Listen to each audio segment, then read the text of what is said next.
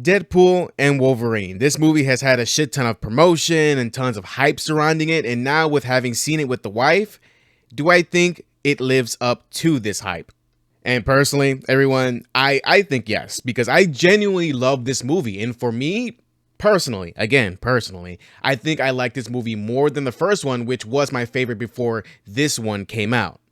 Now, I would make a spoiler-free section and talk, like, about the general types of things, like it's pretty damn funny, tons of blood and gore, fights, cameos, and shit like that, but almost everything about the movie is spoiler territory, and I can't really say much, like, that doesn't spoil anything, besides the fact that it's fucking fun, it's entertaining from point A to point Z, and it's just a fun fucking time. Like, great, Marvel Jesus, what the fuck? Because there is so much packed into these 2 hours, it's fucking insane. So with that being said, let's just get into the movie. Full spoilers, just warning you guys right now. So now let's talk about the story. It's a pretty good story for what it is, just a psychopathic fucking actual multiverse madness type shit. And it's pretty much, it begins with Wade trying to audition to be an Avenger for Vanessa because, apparently he's having a midlife crisis and pushed her away and all this other crap, right? Oh yeah, and Vanessa is back to life because of some time travel bullshit shenanigans, which is so in character for Deadpool that the universe really just doesn't care.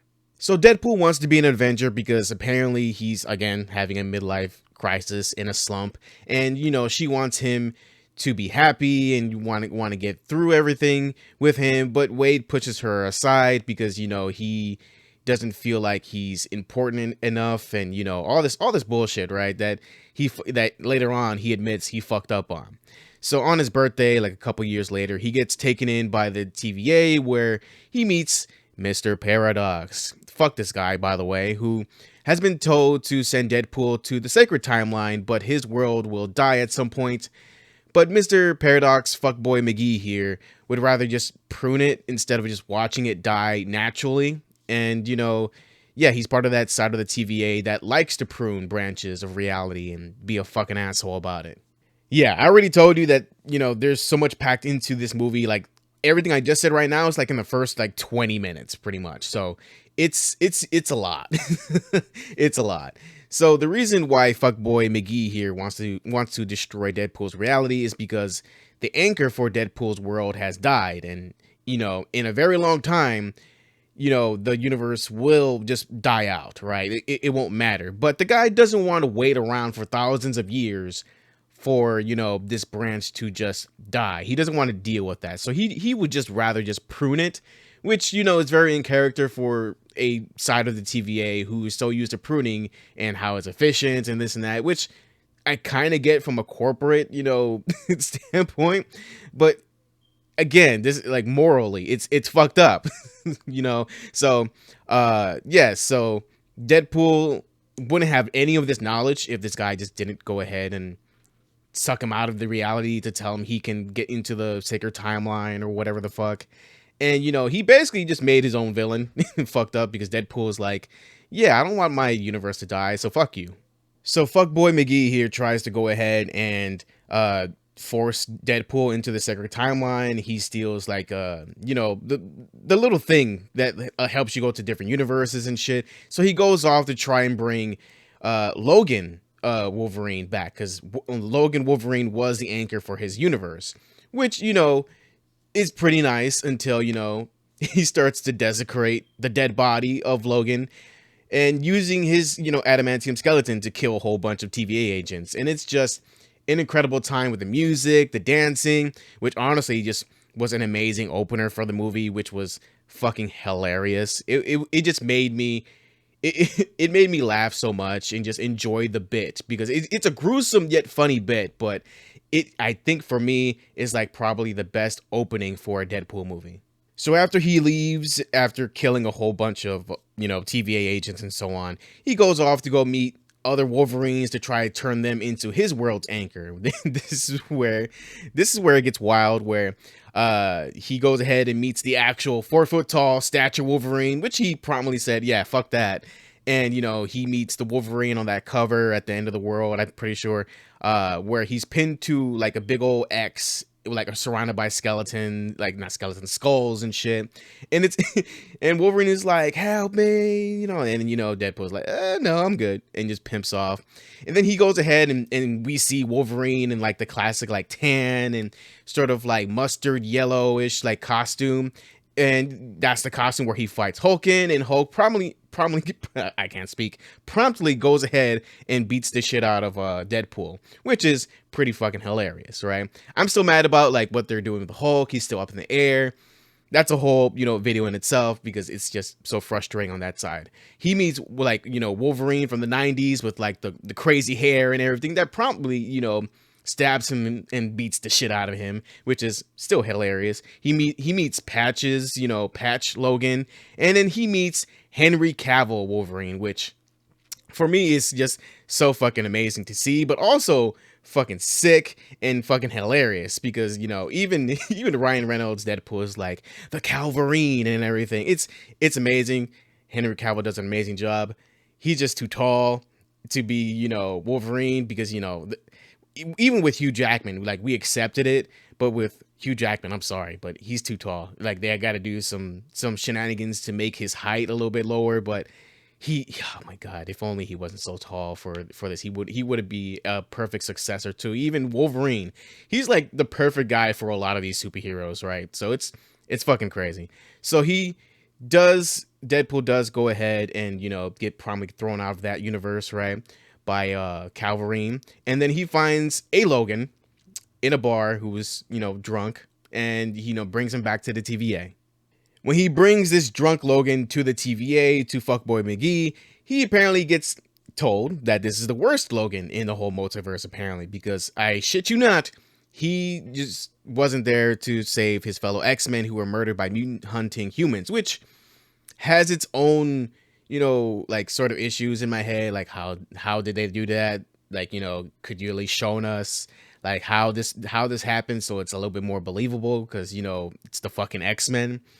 And like I did say I love this movie, but this is the part of the movie where I was just like, I need more of this, right? I need to see more, because if I actually saw his failure in my eyes, it would have made like the emotional tone hit harder. But that's just for me. When trying to go ahead and I guess like kill like Fuckboy McGee, Mr. Paradox, man, they both get sent. They both get sent to the Void, the garbage dump of the TVA that we saw Loki in the shows, of course, right? And they reach an agreement to get out of the Void and try to fix Wolverine's universe somehow, right? This is where this is where it gets kind of funny, because this is where all the cameos come from, right?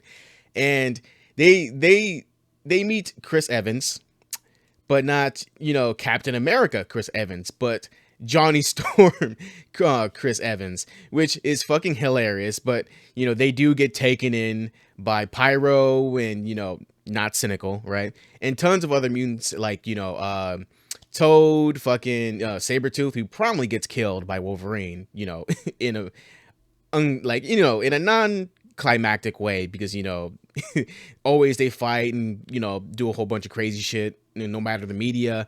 But this was just quick, clean, just full-on murder. So I'm like, oh, okay.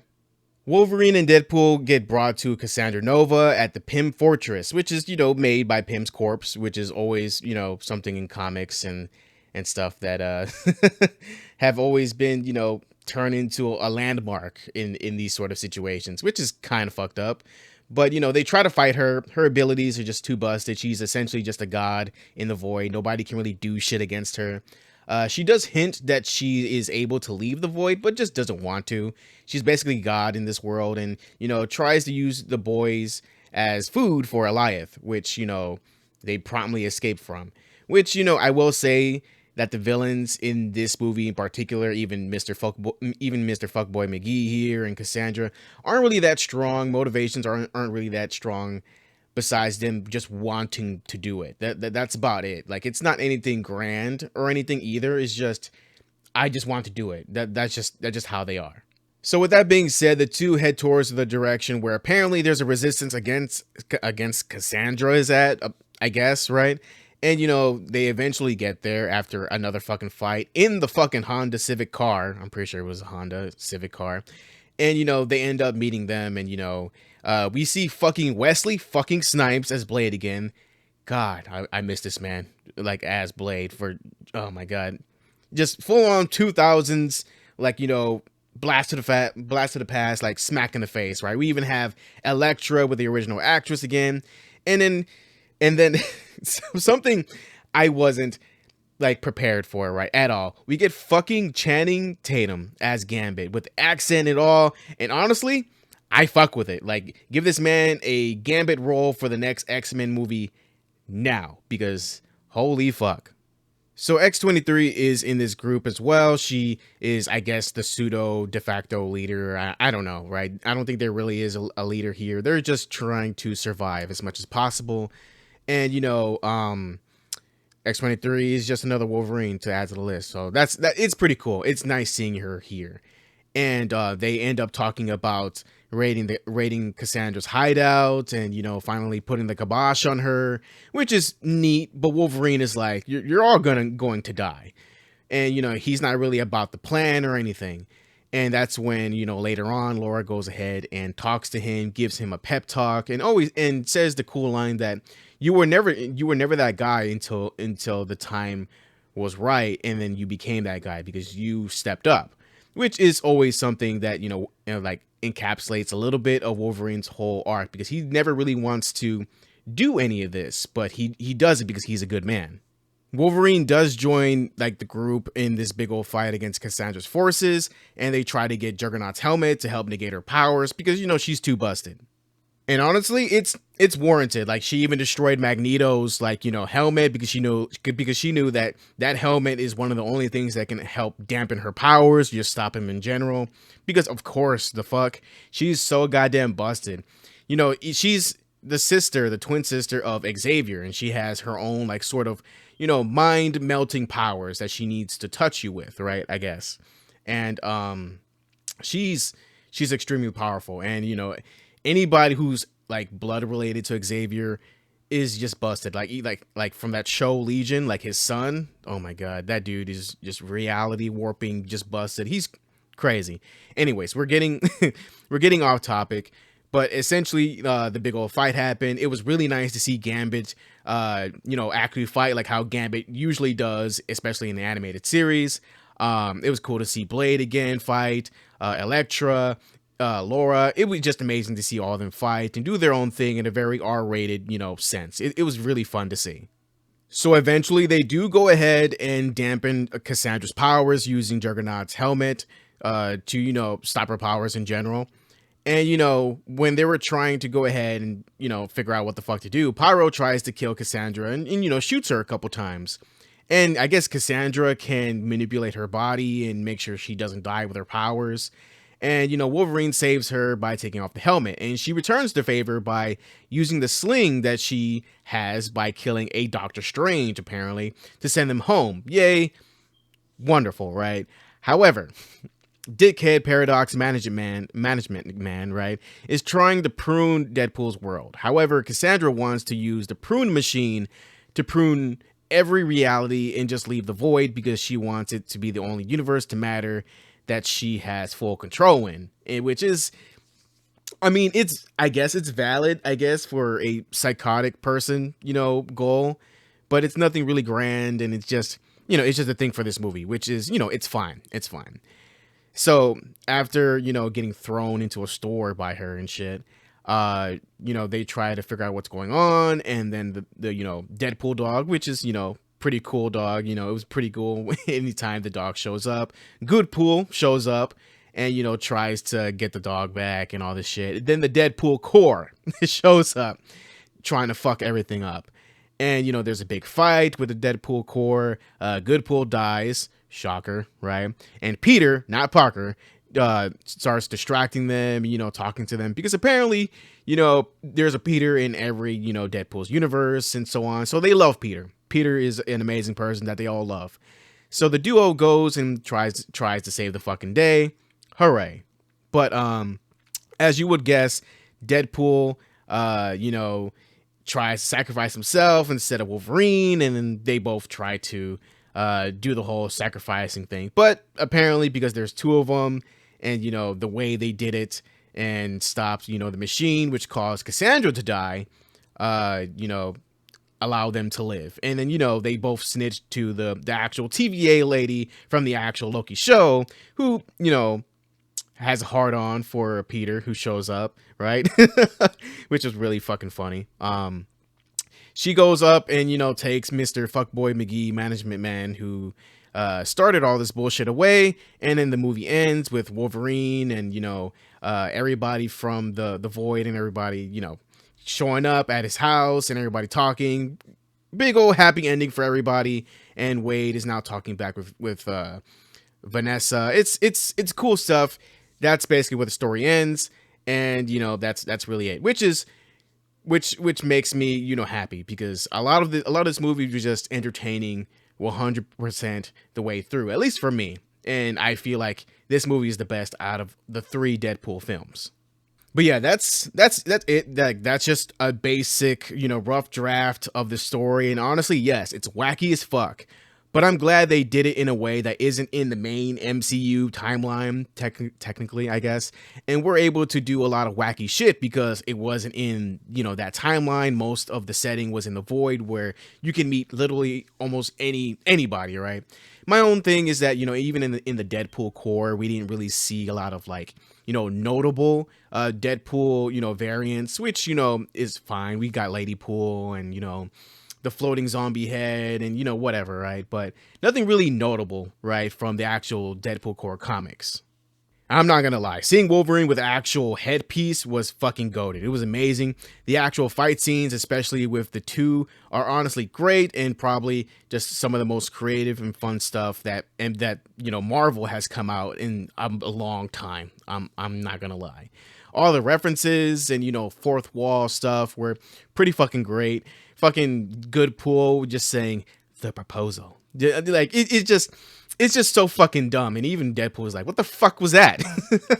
It's so funny. And the fact that, you know, in the fact that he talked to, I think it was Favreau, right? I'm pretty sure, Jon Favreau, about like not wanting to be a one-trick pony. And it was decent. They knew what's going on. And that made for an entertaining movie.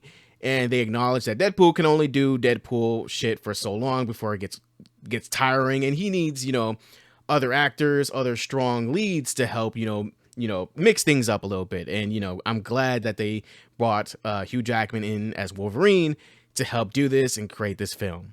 Now, yes, the comedy can be crude and immature, but it can also be sarcastic and outright mean sometimes, and a bit smartish too. And, like, you know, it plays a lot with like the references to stop with the comedy, which is really entertaining in many ways.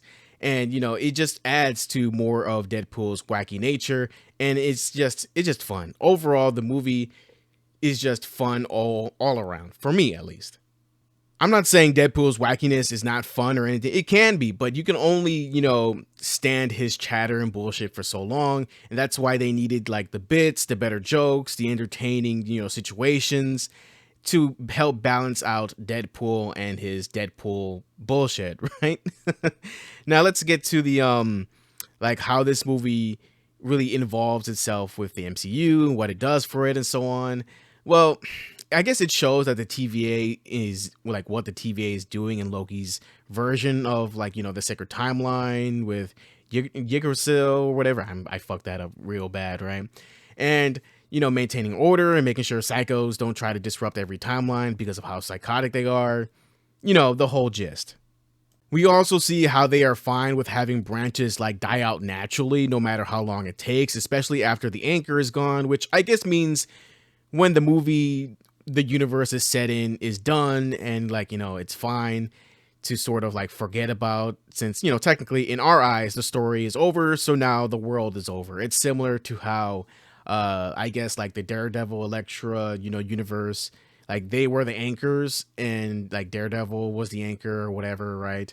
And, you know, technically their universe doesn't, you know, matter. Like, it doesn't mean anything. So It's not really a part of the whole big thing besides the characters, which is fine, I suppose, right?